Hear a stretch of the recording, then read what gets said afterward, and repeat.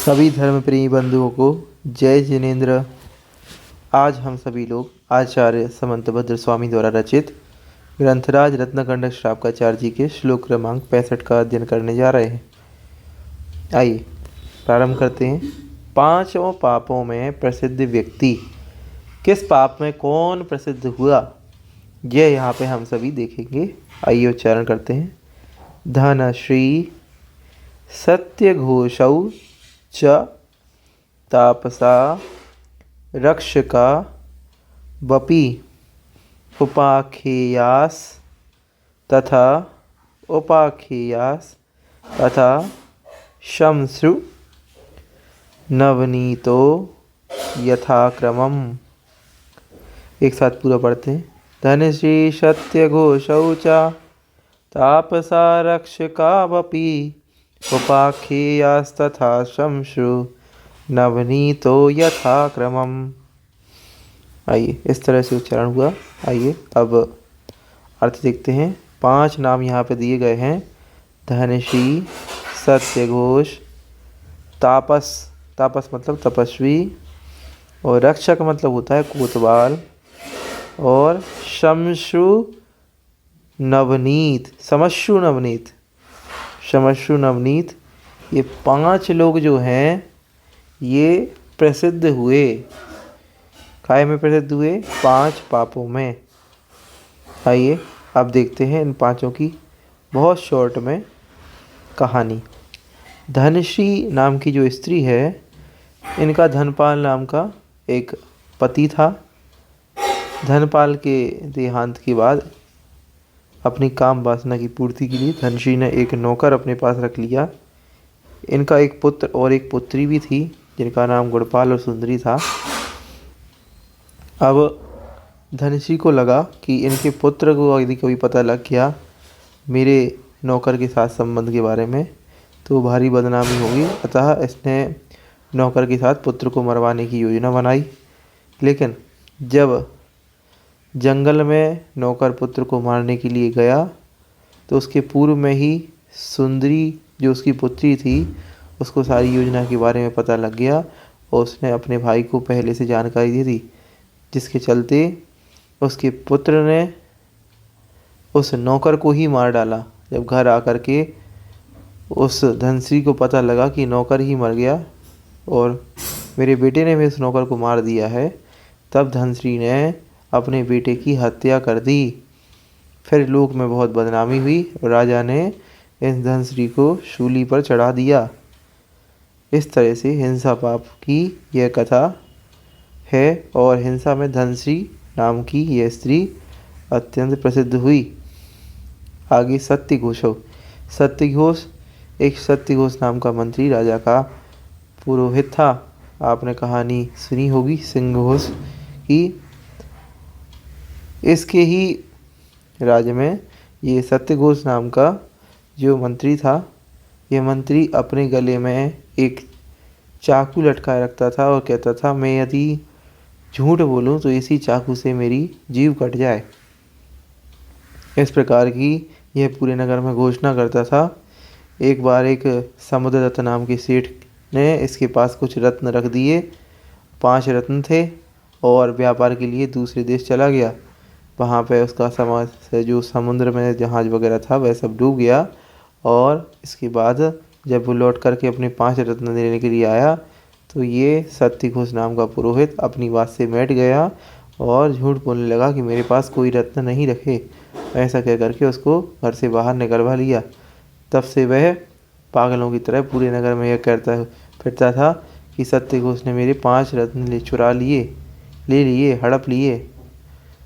वह हर रात राजा के महल के बाहर एक पेड़ पर बैठ करके यही बात दोहराता कि सत्यघोष ने मेरे 5 रत्न ले लिए।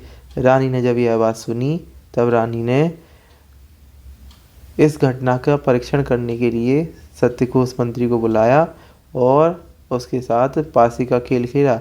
पासी के खेल में उसने उससे उसके गले की वह कैंची जीत ली और दासी को कैंची दे करके उसके घर उसकी पत्नी के पास भेजा और कहा बदले में 5 रत्न ले आओ।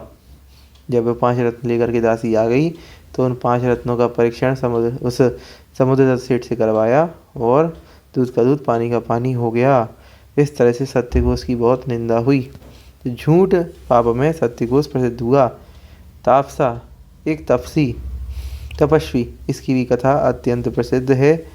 तपस्वी जो शहर से बाहर एक पेड़ के छींकों पर बैठ कर के खूब तपस्या करता था और रात्रि के समय चोरी करता था। एक बार इसने राज दरबार में चोरी कर ली। राजा ने कोतवाल से कहा, या तो इसे पकड़ करके लाओ या मुझसे बुरा कोई नहीं होगा। तब कोतवाल इसको पकड़ने के लिए गया, ढूंढा कि ये चोरी किसने की। तब एक भिखारी आया। भिखारी ने उपाय बताया कि तुम्हारे नगर में जो सबसे बड़ा तपस्वी होगा वही चोर होगा। कोतवाल ने रात को उसकी निगरानी रखी। रात में उसकी चोरी पकड़ी गई। इस तरह से चोरी पाप में तापस नाम का तपस्वी प्रसिद्ध हुआ। अब अगला है कुशील पाप। कुशील पाप में कोतवाल, कौन सा कोतवाल? एक कोतवाल रात्रि के समय जो है व्यभिचार के लिए अन्य अन्य जगहों पर जाता था।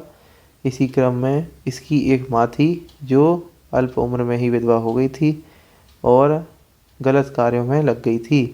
यह कोतवाल एक बार अपनी माँ के पास ही पहुँच गया और पहुँच करके गलत काम किया, जिसके पश्चात उसकी माँ के कुछ आभूषण उसके कपड़ों में रख करके घर आए। जब उसकी स्त्री ने देखा कि ये तो मेरी माँ की ही आभूषण हैं, तब उसको पता लगा।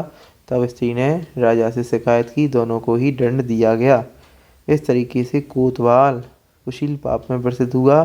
अंत में श्मश्रु नवनीत, इसकी कहानी आप सबने सुनी होगी कि शॉर्ट में बताता हूँ। एक व्यक्ति जो नित्य प्रतिदिन किसी घर माखन मांगने के लिए जाता था और जो माखन उसकी मूछ में लग जाता था उस माखन को इकट्ठा करता था। 6 महीने साल भर इकट्ठे करते करते उस माखन से उसने एक घड़े भर के घी बना लिया और रात में सोचता है, ऊपर टांग दिया, जहाँ वह सो रहा था वहाँ पे उस घड़े को टांग दिया और सोचता है कि मैं अब इस एक घड़े घी को बेच करके बहुत अमीर हो जाऊंगा, फिर मैं गाय खरीदूंगा, गायों से मैं एक घर खरीदूंगा, फिर मैं बहुत अच्छी धूमधाम से अपनी शादी करूंगा। शादी के बाद जो स्त्री होगी उससे अपने पैर दबाऊंगा और जब वह पैर अच्छे से नहीं दाबेगी तो मैं पैर से उसको झटकारते हुए कहूँगा, तुझे पैर दाबना भी नहीं आता। ऐसा कहते हुए उसने जो ही झटका अपने पैर से मारा और वो घड़ा फूट गया और उस घड़े में जो घी था वह घी चारों ओर फैल गया और दीपक की आग से वह स्वयं भी जल गया। इस तरह से जो है 5 पापों में ये 5 व्यक्ति प्रसिद्ध हुए, धनशी, सत्यघोष, तपस्वी और कोतवाल और श्मश्रु नवनीत। इस तरह से 5 की कथा मैंने आपको यहाँ सुनाई। चलते हैं अगले श्लोक की ओर।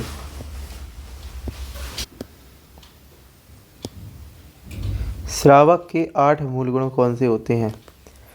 मद्य मांस मधु त्यागैः सहानुव्रत पंचकम अष्टौ मूल गुणानाहुर अष्टौ मूल गुणानाहुर गृहीणाम श्रमणोत्तमाः।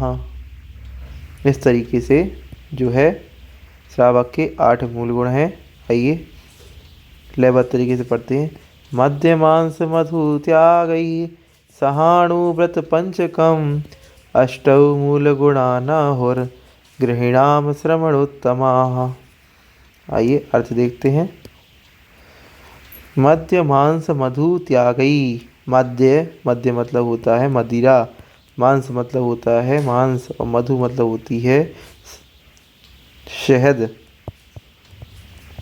मद्य मांस मधु इन तीनों के त्यागी, मद्य मांस मधु के त्यागी और अणुव्रत जो है पंचकम और 5 अणुव्रतों से सहित। मद्य मांस मधु का त्याग होना और 5 अणुव्रतों का साथ होना, ये अष्टौ, ये 8 मूल गुणानाम, इन 8 को मूल गुण कहा है। किसने कहा है? श्रमणोत्तमः, श्रवणों में जो उत्तम है, श्रवणों में जो उत्तम है अर्थात मुनियों में जो उत्तम है उन गणधरादि देवों ने इन 8 को मूल गुण कहा है। और कैसा कहा, गृहिणाम, गृह मतलब गृहस्थों के लिए कहा है, गृहस्थों के, आहु यहाँ पे लिखा है आहु, आहु मतलब कहा है। ठीक, तो गृहस्थों के लिए 8 मूल गुण गणधर आदि देवों ने कहा है। कौन कौन से, मद्यमांस मधु का त्याग और 5 अणुव्रत। इस प्रकार से जो है श्रावक के 8 गुण, मूल गुणों का यहाँ पर यह श्लोक समाप्त हुआ। और साथ ही साथ इस अणुव्रताधिकार की भी यहाँ समाप्ति हो गई। अब आगे हम अगले श्लोक में गुणव्रताधिकार प्रारंभ करेंगे। तब तक के लिए सभी को जय जिनेंद्र। सभी इस चैनल के साथ जुड़ें और सब्सक्राइब आदि भी कर लें ताकि आने वाले सभी श्लोक का स्वाध्याय आप हमारे साथ कर सकें। सभी को पुनः जय जिनेंद्र।